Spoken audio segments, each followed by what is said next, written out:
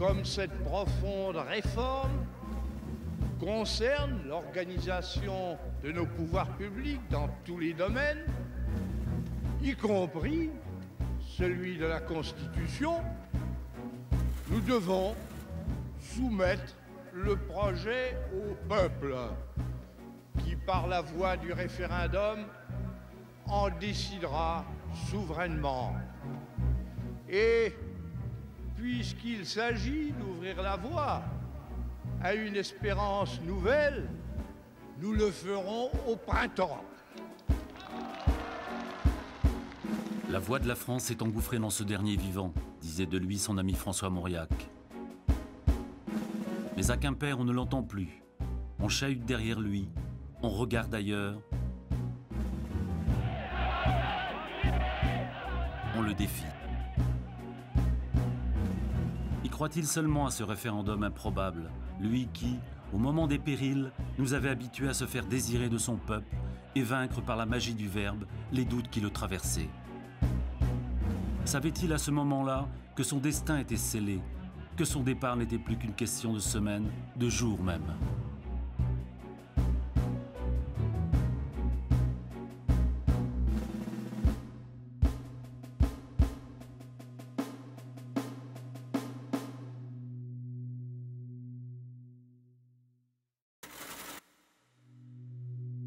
C'est l'affrontement.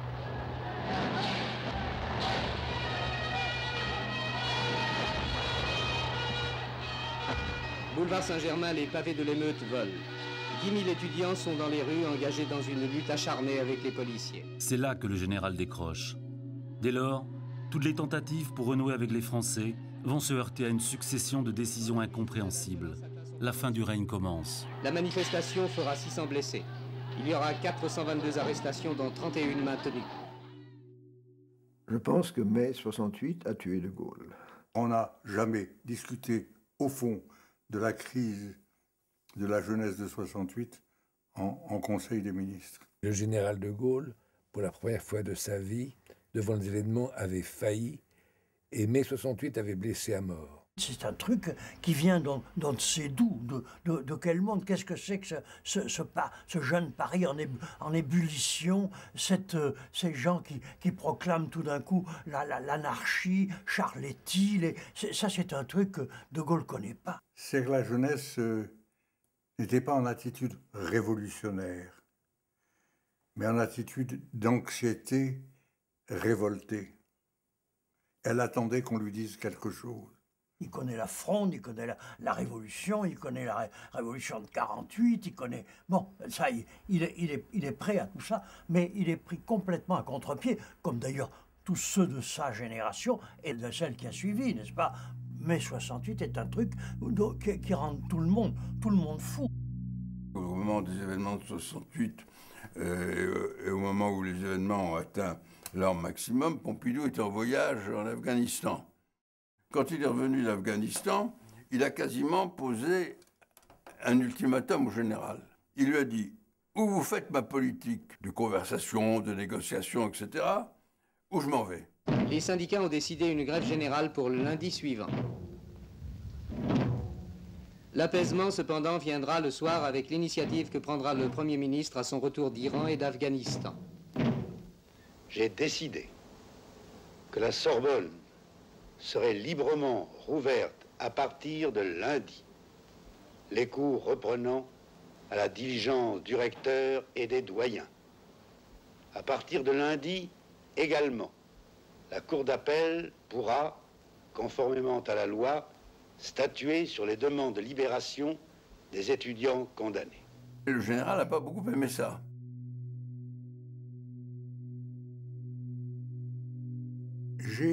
Au moment où les pouvoirs spéciaux ont été demandés par le gouvernement, j'ai pris la parole en Conseil des ministres en disant qu'il était inacceptable que le gouvernement demande des pouvoirs spéciaux alors qu'il avait la majorité.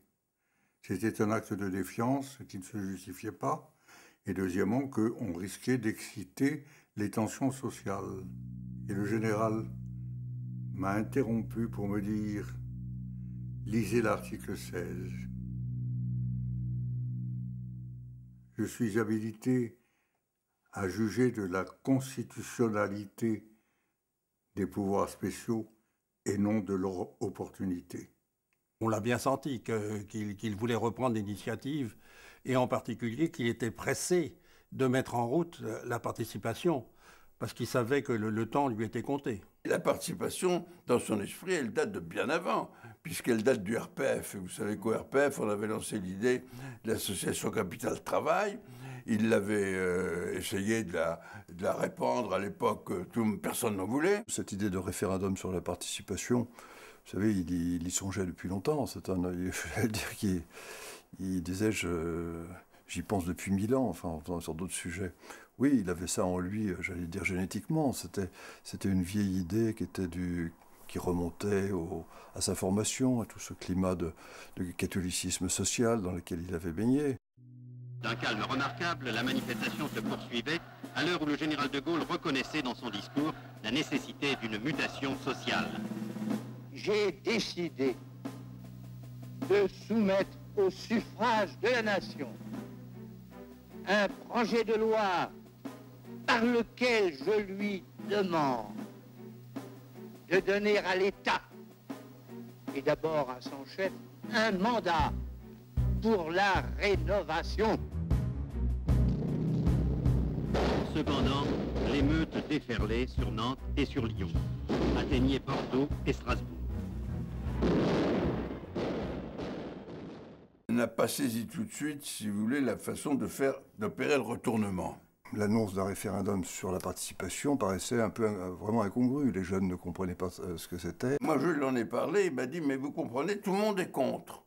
Et c'était vrai, ce qui est stupéfiant, si vous voulez, les salariés étaient contre, ce qui est incompréhensible, les syndicats étaient contre, les patrons, on comprend un peu qu'ils aient eu peur de perdre de leur puissance, mais je veux dire, c'est vrai que les dirigeants, les gens qui avaient des responsabilités, ils étaient contre, ce qui était extraordinaire. Donc c'est pour ça qu'il a pensé faire appel au référendum pour essayer de faire entrer dans les mentalités cette réforme. Mandat pour la rénovation. La botte secrète référendaire ne fonctionne pas. De Gaulle est dépassé par les événements. Il hésite, cherche la parade et disparaît.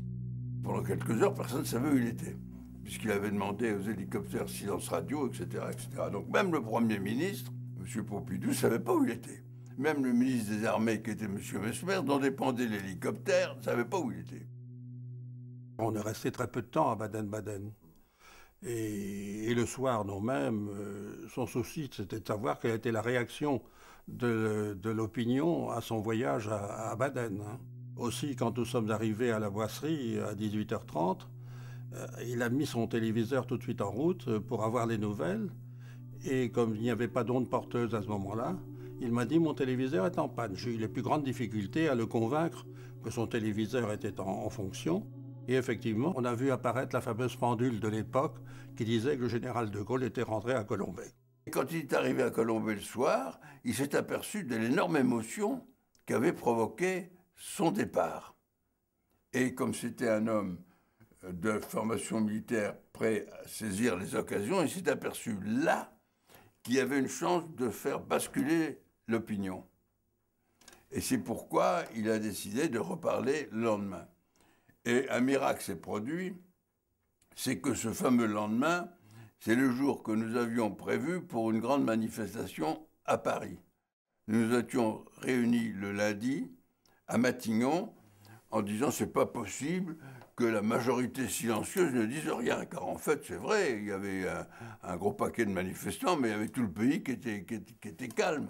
C'est pas malheureux de laisser ces quelques agités bousculer les institutions. On s'est dit, il faut faire quelque chose.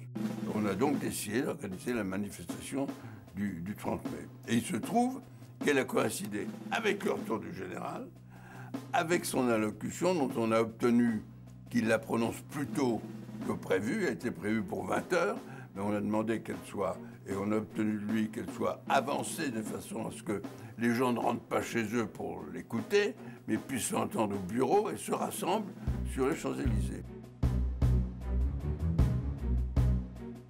Étant le détenteur de la légitimité nationale et républicaine, J'ai envisagé depuis 24 heures toutes les éventualités, sans exception, qui me permettraient de la maintenir. J'ai pris mes résolutions. Dans les circonstances présentes, je ne me retirerai pas. J'ai un mandat du peuple, je le remplirai. Je ne changerai pas le Premier ministre.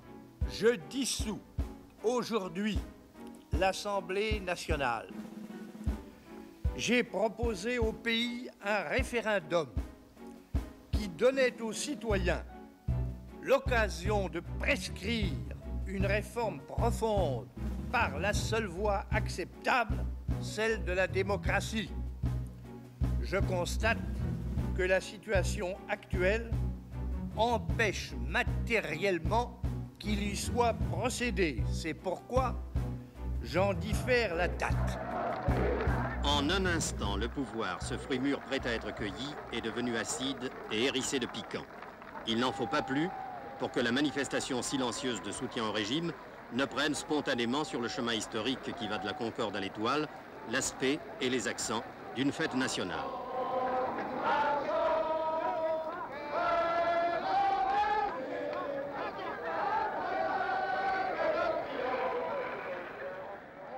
C'était reprendre là l'idée de Georges Pompidou, renoncer à ce référendum qui était mal engagé, qui avait l'air de tomber à plat, et d'organiser ces législatives. La grande manifestation sur les Champs-Élysées, avec Michel Debré en tête, etc., c'était moins un soutien en général qu'un refus absolu de mai 68.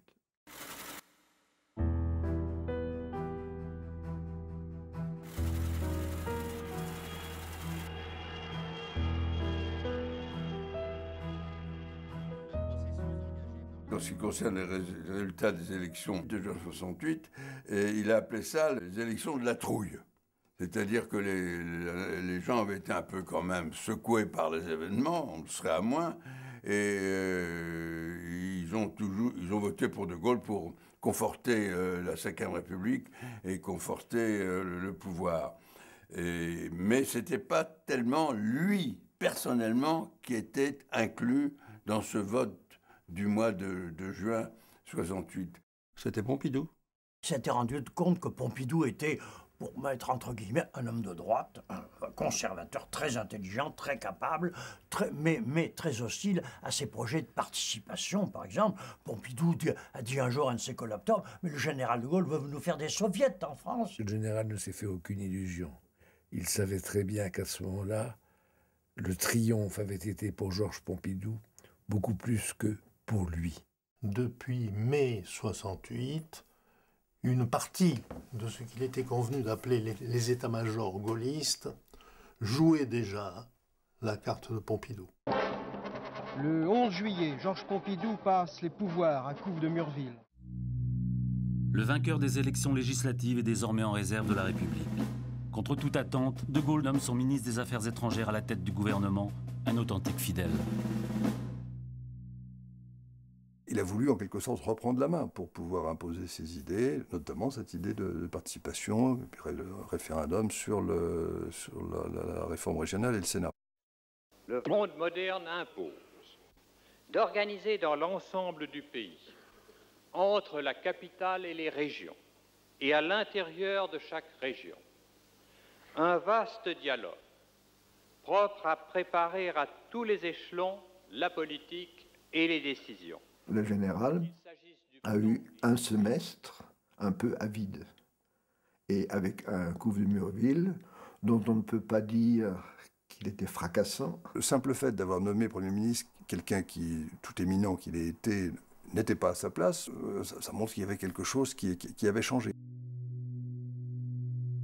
Il faut bien voir que c'est un homme d'âge, et c'est un homme qui est en parfaite santé. Mais il sait très bien que son père et son frère ont été emportés brutalement par ce qu'il est convenu d'appeler des ruptures d'anévrisme. Donc c'est un homme qui sait que les jours lui sont comptés. Il était quand même très soucieux de ne pas voir sa figure détériorée par l'âge. Alors là, il a vu une occasion.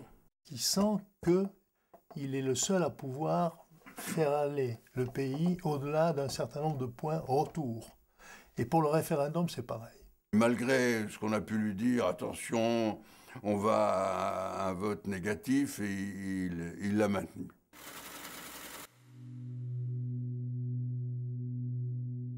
Les ministres Olivier Guichard et Jean-Marcel Jeannet sont chargés par le chef de l'État d'orchestrer les opérations.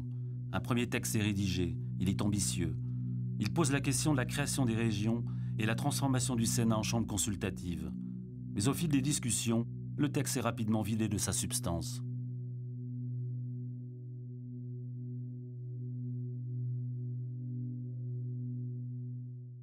A priori, on ne voit pas un lien direct entre l'annonce du référendum de mai 68 sur la participation et puis ce référendum d'avril 1969 sur la régionalisation et la réforme du Sénat. Là aussi, c'est un peu déconcertant parce que on voit bien que De Gaulle, l'idée qu'il a d'histoire de France, des grandes provinces et tout ça, mais c'est quand même un homme de l'unité nationale, c'est quand même d'une cité étrange que ce soit, qu'on puisse dire, plutôt un jacobin qu'un girondin, n'est-ce pas? Le général a senti la rupture qui s'était passée.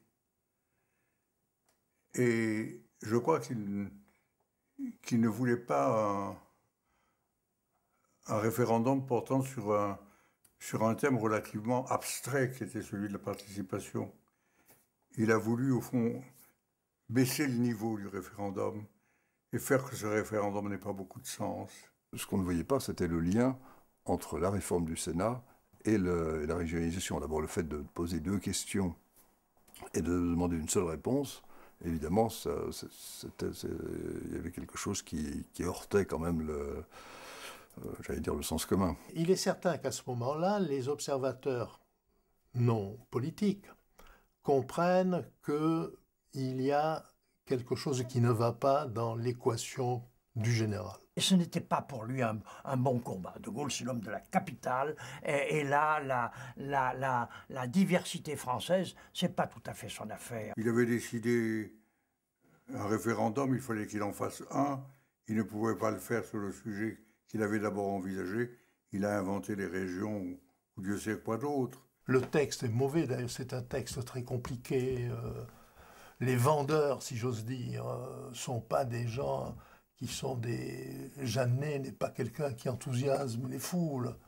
Ne parlons pas de couve, qui de toute façon ne s'intéresse pas à cette affaire-là. Trouvant sans doute critiquable que les citoyens soient appelés à se prononcer directement sur ce qui les concerne directement à partir du moment où cela est fondamental. Le général veut ce référendum, il a des idées précises. Manifestement, ces idées ne sont pas partagées par la quasi-totalité de ce qu'il est convenu d'appeler le parti gaulliste.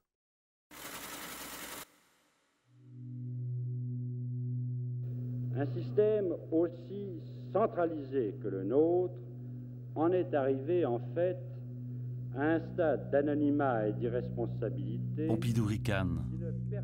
Ces anciens ministres défendent mollement un projet auquel ils ne croient pas. Aux objections de caractère technique sur les bienfaits de la centralisation à l'heure de l'informatique. C'est l'enlisement. D'autant qu'en cette fin d'année, la guerre est ouvertement déclarée entre le Sénat et l'Élysée, c'est-à-dire entre Gaston Monnerville, son ancien président, et Jean-Marcel Jeannet. Je pense que la réforme est de nature à donner au Sénat une capacité d'influence plus grande qu'il n'en a actuellement. D'abord parce que sa composition nouvelle fera que la présence de représentants des agriculteurs, des salariés, des mères de famille, des professions libérales sera telle que l'opinion publique sera plus attentive à ce qui se dira au Sénat. Les porte-paroles du pouvoir répètent sans cesse que les attributions et l'influence du Sénat vont être augmentées, que le Sénat sera rénové. Rarement plus grandes libertés ont été prises avec la vérité. En réalité, ce que voulait le général, c'était pas une réformette du Sénat, c'était quelque chose de beaucoup plus profond. Faire une seconde assemblée qui n'aurait ressemblé à rien au Sénat tel qu'il était. Et lequel Sénat, comme vous savez, a une capacité de résistance à la réforme considérable, que vous pouvez d'ailleurs mesurer tous les jours. Pendant ce temps-là, les Français sont perplexes, dubitatifs même. Mais qu'attendent les Limousins de cette assemblée et de la régionalisation? Nous avons également essayé de le savoir. Les rapports, il faudrait que les rapports soient simplifiés entre nous et l'administration, parce que jusqu'à maintenant, Paris, c'est très loin, et puis on a que des vues très difficiles avec les gens de Paris. Ça demande beaucoup de temps et c'est très laborieux. J'ai toujours eu de très bons rapports avec toutes les administrations, mais c'est beaucoup trop compliqué, on perd beaucoup trop de temps. Les industriels n'ont pas le temps à perdre, croyez-moi, surtout maintenant. Écoutez, moi je suis fonctionnaire, j'ai très peu de rapports avec l'administration. Avec un peu plus de souplesse, un peu plus de compréhension et moins de lenteur. Le 31 décembre, De Gaulle tente d'en finir avec les fantômes de mai. Et que tous ceux qui ont misé sur le recul de la France en sont pour leur honte et pour leurs frais. Portons donc en terre les diables qui nous ont tourmentés pendant l'année qui se termine. Laissons à leurs complices et à leurs partisans la tristesse et la déception, car le fait que nous ayons une fois de plus heureusement surmonté les épreuves nous donne les meilleures raisons d'être confiants en nous-mêmes.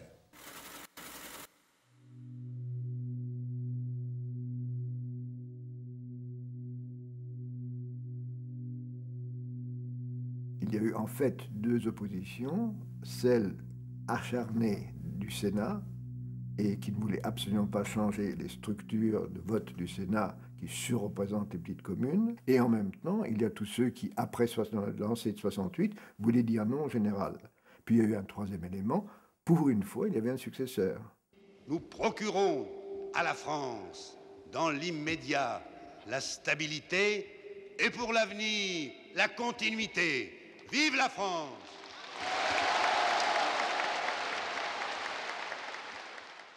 La presse anti-gaulliste ne cesse de le dire, qu'en mai 68, Georges Pompidou était admirable et que donc la droite a un homme de rechange.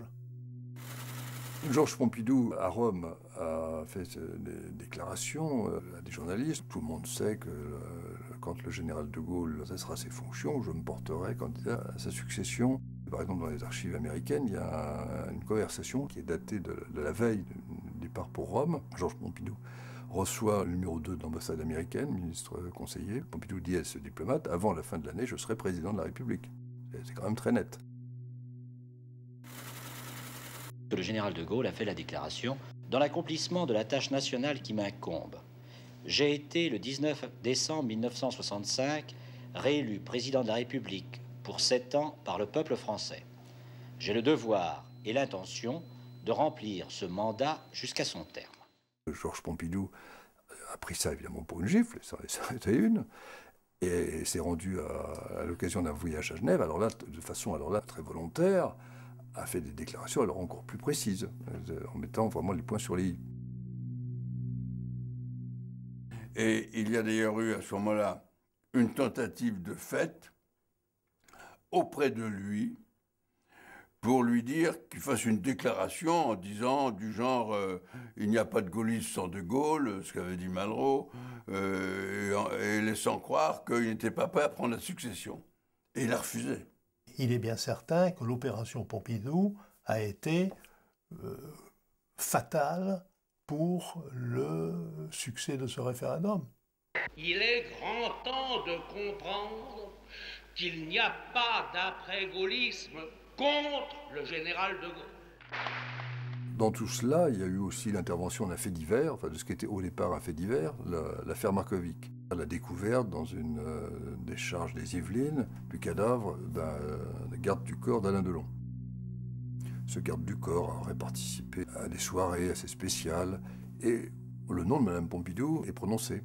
Et chose curieuse, Georges Pompidou est le dernier à être averti de cette affaire. Il lit dans les journaux qu'un scandale de mœurs, comme on disait à l'époque, pourrait éclater à la suite de cette affaire Markovic. Puis un jour, un de ses collaborateurs, Jean-Luc Javal, a eu le courage de lui dire, vous savez, la femme d'un ancien ministre dont on ne cesse de parler dans les journaux, eh bien c'est votre femme. Alors évidemment, Pompidou tombe de très haut, et le général ne semble pas réagir avec la célérité que Georges Pompidou attendait.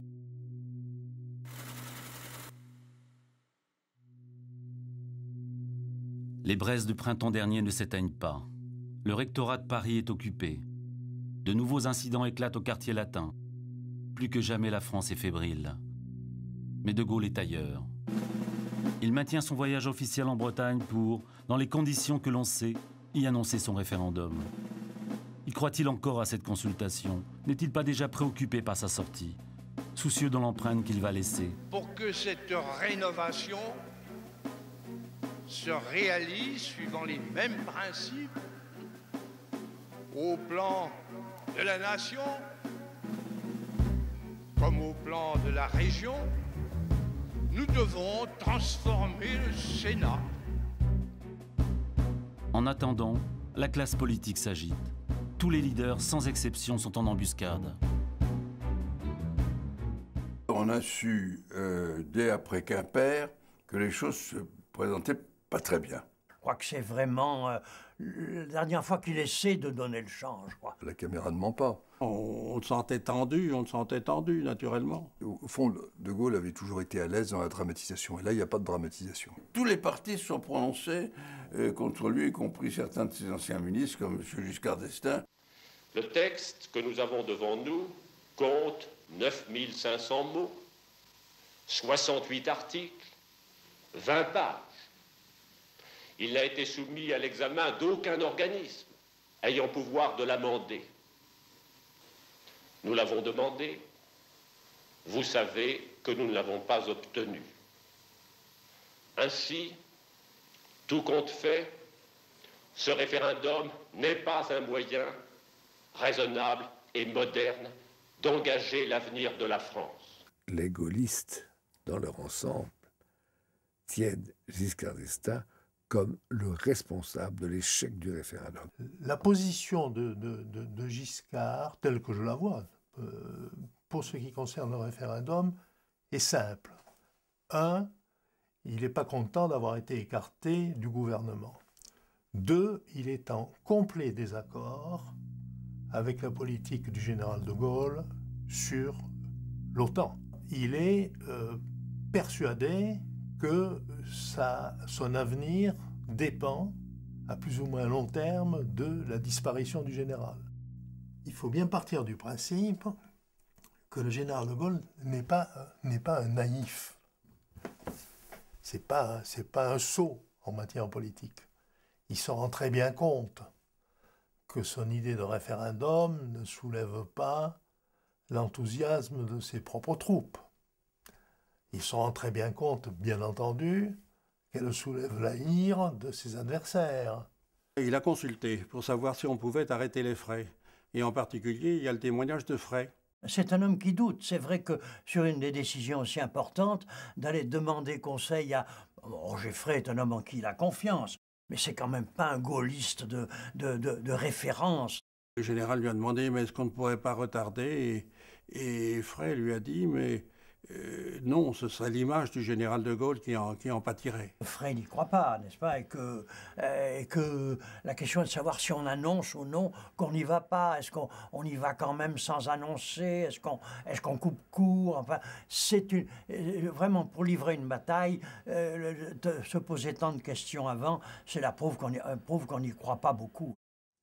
Peut-être souhaitait-il partir.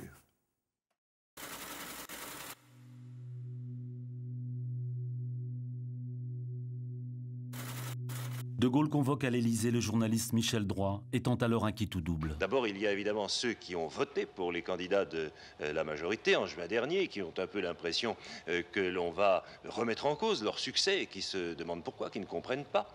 Et puis, il y a ceux beaucoup plus nombreux qui considèrent que le moment serait mieux choisi pour intensifier l'effort de redressement économique, social, financier de la France, pour rendre son équilibre total à une France convalescente, que le moment serait mieux choisi pour cela que pour se lancer dans une réforme administrative qui, ma foi, pourrait peut-être bien attendre, et surtout pour le faire dans un climat de politisation, de dramatisation dont la France se passerait bien.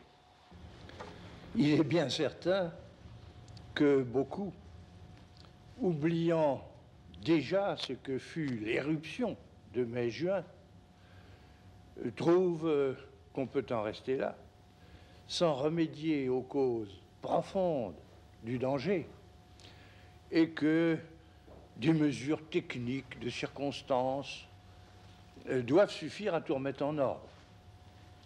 Je pense qu'ils ont tort.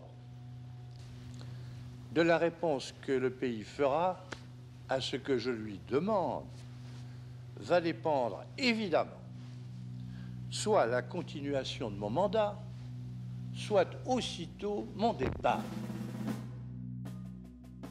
Moi ou le chaos, je ne suis pas sûr que ça a surpris. Ça a fait beaucoup de plaisir aux adversaires du gaullisme. En tout cas, je me souviens en tout cas que tous ceux qui n'aimaient pas le général de Gaulle m'ont dit à ce moment-là, voilà, de Gaulle, on le voit bien, il se dévoile, son référendum, c'est un plébiscite. Il veut quand même son référendum.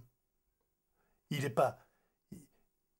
Il pense qu'il sera battu intellectuellement, mais vous savez, en politique, on ne sait jamais ce qui peut se passer. Il a essayé de convaincre quand même, il a essayé de convaincre. Et avec de très bons arguments, très forts et très impressionnants. Non, je crois qu'il a essayé de convaincre, mais il a accepté l'échec d'avance. Il n'y a pas une dynamique en faveur de ce référendum. C'est alors que le chef de l'État, qui cependant, il y a quelques semaines à peine, avait déclaré qu'il poursuivrait en tout état de cause sa mission jusqu'à son terme. Voyant la réprobation qui monte du pays et son désir de changement, tente une manœuvre électorale en menaçant le pays de se retirer dimanche s'il n'obtient pas satisfaction. Je crois que le pays ne sera pas sensible à cette pression. De Gaulle nous présente-t-il une nouvelle variante de son chantage au chaos en prétendant que la France serait menacée d'on ne sait quel bouleversement si elle n'acceptait pas de se plier une fois de plus à ses exigences. Il y a péril pour l'unité nationale. Il y a péril pour l'autonomie des collectivités locales, les communes, les départements. Puis, dernière raison qui à elle seule suffirait. Ce référendum est immoral. Comment voulez-vous répondre? Par une seule réponse, un oui ou un non, à plusieurs questions différentes. La campagne bat son plein. Les communistes et les socialistes, mais aussi le nouveau président du Sénat, Alain Poher, prennent clairement position pour le non. Et je m'étonne qu'au moment où justement on veut dialoguer dans tout le pays, on ne puisse pas le faire aux échelons supérieurs de l'État. Comme si cela ne suffisait pas, le Conseil d'État le déclare anticonstitutionnel. Mais à quelques jours seulement de la consultation fatale, l'objet du référendum n'a plus d'importance.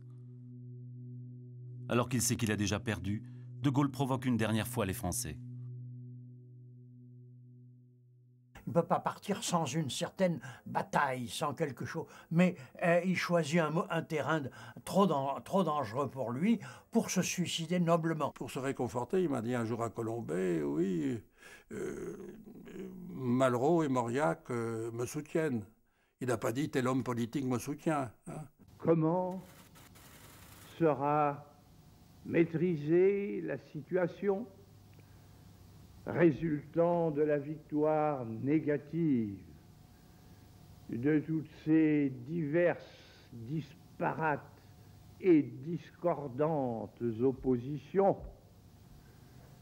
avec l'inévitable retour au jeu des ambitions, illusions, combinaisons et trahisons dans l'ébranlement national que provoquera une pareille rupture. Au contraire, si je reçois la preuve de votre confiance, je poursuivrai mon mandat. J'achèverai, grâce à vous, par la création des régions et la rénovation du Sénat, l'œuvre entreprise il y a 10 années. Si je suis désavoué par une majorité d'entre vous, solennellement sur ce sujet capital, et quel que puisse être le nombre, l'ardeur de l'armée de ceux qui me soutiennent et qui de toute façon détiennent l'avenir de la patrie, ma tâche actuelle de chef de l'État deviendra évidemment impossible et je cesserai aussitôt d'exercer mes fonctions. Dans l'intervention elle-même, c'était assez poignant et assez triste, parce que le général était techniquement très bon, comme il était toujours à son habitude. Enfin, on ne l'a jamais vu désemparé ou pas souverain dans ses interventions. Mais il y avait quand même une très grande atmosphère de tristesse. Et en particulier chez les gens de l'ORTF, qui le suivaient depuis toujours, Cécillon, Alexandre Tartat, tous ces gens-là, avaient l'impression d'assister à une dernière représentation. Pierre-Louis Blanc était avec moi, et le général m'a interrogé, il m'a dit « Mais pensez-vous que ça ira comme sortie ?» Alors que voulez-vous que je lui réponde? Je dis « Mais quand même, mon général, il ne faut pas cesser d'espérer. Hein. » Escorté de Floïc et de moi-même, il a pris l'ascenseur, il est allé dans son bureau, je l'ai accompagné dans son bureau pour régler tous les petits problèmes qu'il y a toujours à régler après une intervention du chef de l'État. Et c'est là où il m'a dit je serai battu. C'était fini, c'était fini. Ne croyez plus. Il m'a serré la main assez longuement et il m'a dit Blanc, nous avons fait ce que nous avons pu. J'étais tellement ému que j'ai rien pu lui dire. Je suis parti. Le général savait que c'était fiche, foutu, comme il le disait. Le général se préparait à partir. Le jeudi soir, on sait que le référendum sera négatif. Le général nous avait dit, bon, je partirai à Colombey après l'enregistrement. Les dispositions qui ont été prises, pour ce qui me concerne, comme j'étais le plus ancien des aides de camp, j'ai donné des instructions à mes camarades et au secrétaire de préparer le déménagement de l'Élysée. J'ai guetté son départ, dramatique. Le général avait pris un déjeuner tout à fait ordinaire avec Madame de Gaulle. Et le déjeuner terminé, l'avant-veille du référendum, donc, il est monté dans sa voiture, sans fanion. Il a dit à son chauffeur, Paul Fontenil, « Vous roulerez doucement ». La voiture a longé la prairie incurvée du parc, et il y avait à la grille Marigny par laquelle il est parti, il y avait le colonel Laurent, chef militaire du palais, qui était toujours là au moment de son départ, et le général, pour la première fois de sa vie, a baissé sa vitre et lui a serré la main. Je suis allé pleurnicher dans le bureau des aides de camp où il n'y avait personne pour me reprendre en main, puis je suis allé dans mon bureau. Et le général est parti peu de temps après. Et là, j'ai vu, dans le couloir, je croise le colonel Laurent, qui était un superbe colonel de gendarmerie, vous savez, comme ces officiers de gendarmerie d'autrefois, très ému. Il me dit, vous savez, Blanc, le général m'a serré la main. Des yeux, j'ai suivi la voiture du général passant entre les deux palais. franchissant le pont Alexandre III, et c'était fini. Je suis rentré à l'Élysée, c'était comme une, comment dirais-je, comme une coquille vide privée de son animal. Ça me semblait être le désert.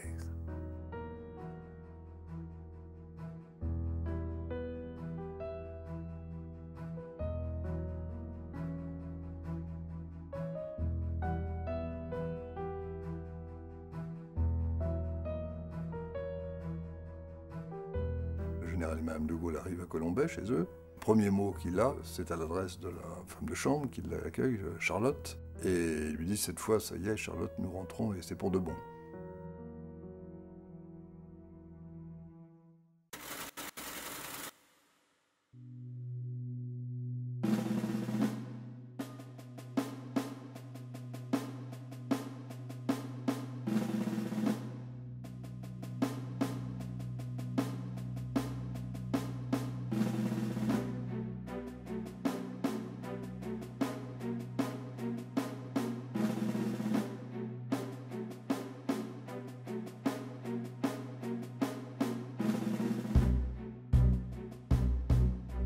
Le dimanche, donc, on a été à la messe, on a été voté. Quand il y avait des élections, Madame de Gaulle, l'aide de camp restait à Colombey. Madame de Gaulle faisait préparer des sandwichs et de la bière. Et on attendait le résultat officiel prononcé par le ministre de l'Intérieur. Ce jour-là, absolument rien. Autrement dit, le général a voulu être seul face au résultat. Le général a laissé une lettre en demandant que le Premier ministre la révèle. Il s'est repris à Colombey et il a demandé à avoir Tricot et il lui a dit « vous la donnerez dès ce soir, à minuit ». C'est Maurice de Murville qui a ouvert cette enveloppe. Et il a été très surpris par la concision du texte, puisqu'il y avait simplement écrit « Je cesse d'exercer mes fonctions de président de la République. Cette décision prend effet aujourd'hui à midi ».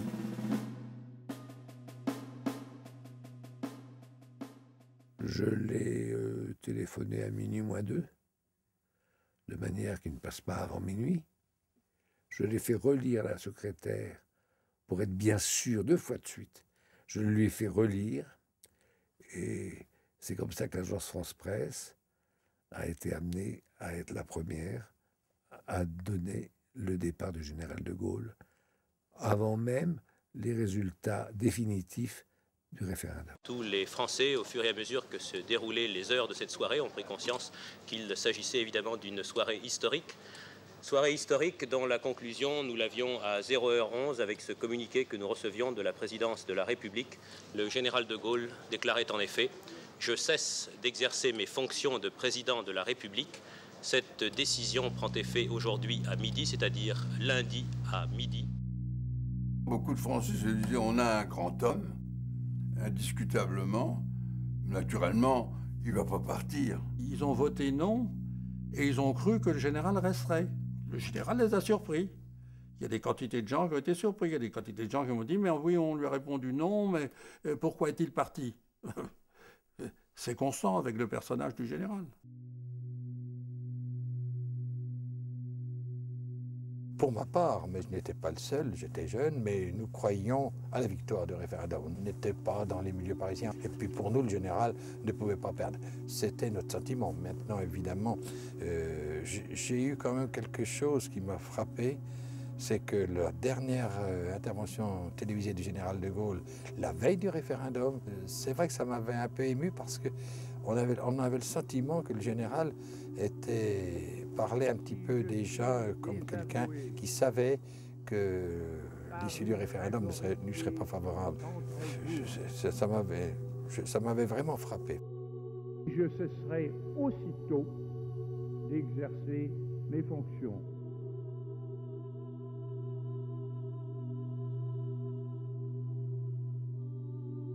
Le lundi matin, pour la première fois de ma vie, j'ai trouvé le général de Gaulle désœuvré devant l'entrée de sa demeure et il m'a demandé de but en blanc « Qu'en pensez-vous » J'étais assez bref, mais je lui ai dit « Moi, hier soir, j'ai relu mon Shakespeare, hein, et en particulier Jules César, et je lui ai cité 2 vers. Au moment de la bataille de Philippe, Brutus voit apparaître dans sa tente le fantôme de César. Et il s'adresse à César. Et je lui ai cité les deux vers en anglais. O Caesar, thou art mighty yet, thy spirit walks abroad, and forces us to turn our swords against our proper entrails. Et j'ai traduit, ô César, tu es toujours omnipotent, ton fantôme se promène alentour et nous oblige à tourner nos épées contre nos propres entrailles. Et j'ai conclu, et je lui ai dit, vous êtes César et vous êtes vivant. Il a été très content, il a été très réflexion faite, ravi de cette fin. Vous savez, vous connaissez De Gaulle. C'est un homme dramatique. Est-ce que vous voyez le général partant normalement de l'Élysée, au bout du temps qui lui était imparti, ou bien à l'occasion de ses 80 ans, peu importe, mais recevant son successeur, lui passant ses pouvoirs, partant comme un malheureux président ordinaire, impensable. Quand je lui ai dit, bon, les vers sur César, il a eu un petit grognement, et puis il m'a entraîné dans la boisserie, dans son bureau, et là, chose inhabituelle, il m'a fait asseoir. Hein. C'était donc une consultation officielle de François Floyd, qui était son aide de camp. Et il m'a dit, vous comprenez, au fond, je ne suis pas mécontent, ça se termine ainsi, car quelle perspective avais-je devant moi, sinon amuser sans aucun bénéfice pour la France. Mais, me dit-il, j'ai proposé à la France une réforme que j'estime capitale pour l'avenir. Les Français n'en ont pas voulu, mais moi, devant l'histoire, je n'en cours aucun reproche. Et puis tout de suite, ça a été les ordres, hein, en me disant, bon ben, vous m'accompagnerez en Irlande, vous convoquerez Tricot pour le lendemain, le mardi, secrétaire général. Le mercredi, c'était la chevalerie directeur de cabinet, et le général Lalande, chef de l'état-major particulier, car il s'agissait d'organiser le voyage en Irlande. Et le jeudi, c'était Focard, le jeudi 1er mai. Vers la fin du mois de mars, il va avec le général Lalande à une prise d'armes aux Invalides, où il va remettre des décorations. C'est la dernière prise d'armes de Gaulle aux Invalides. Et dans la voiture, le général Lalande est à ses côtés, et il lui parle librement. Et De Gaulle lui dit... oui, bah, c'est possible que ça, j'ai l'impression que ça ne va pas marcher. Si ça marche, bah, tant mieux. Mais si ça ne marche pas, bah, finalement, ça sera une belle sortie. Et il a cette expression, il est dans tous les cas, je triomphe. C'est extraordinaire. Ça montre bien que c'était un artiste et qui était très sensible au style.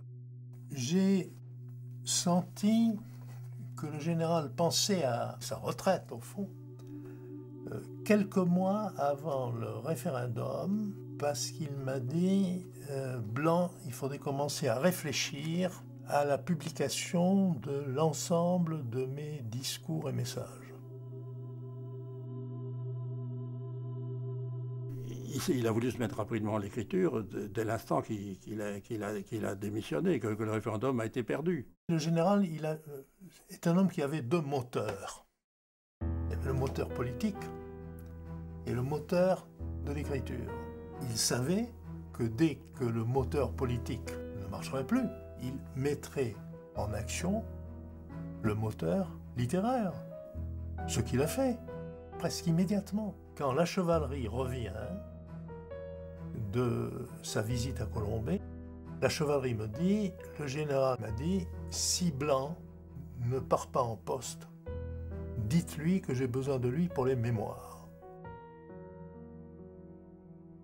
C'était donc ça, 3 jours après, la défaite du général.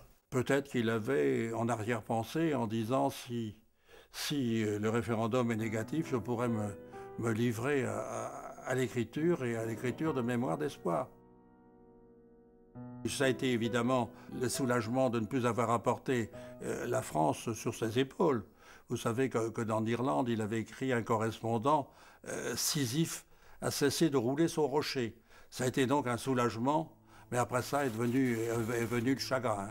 Et en particulier, quand on s'est trouvé en Irlande, c'était véritablement l'exil. Hein.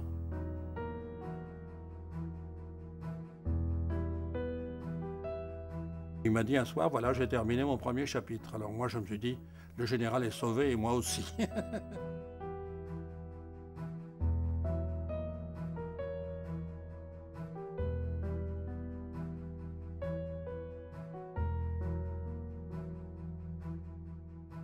le général a eu la fin la plus souhaitable et la plus magnifique qui puisse être. Vous savez, il est parti dans l'ingratitude des Français. Vous voyez Vercingétorix supplicié, vous voyez Jeanne d'Arc brûlée vive par les Anglais, vous voyez Napoléon exilé dans les conditions les plus dramatiques, les plus tristes qui puissent être, à Sainte-Hélène. Et puis, vous voyez, même plus proche de nous, des Clémenceau, qui était l'homme de la victoire, de 14. Vous voyez Churchill, qui était l'homme extraordinaire de la victoire de 45, et qui ont été rejetés par les voix populaires, par leur peuple. Ben voilà. Tout a été dramatique toujours dans la vie du général de Gaulle. Sa fin ne pouvait pas ne pas être dramatique. Et pour lui, il n'y a pas eu de fin plus grande, plus sublime que ce rejet par le peuple français et que cet homme allant cacher son chagrin en Irlande.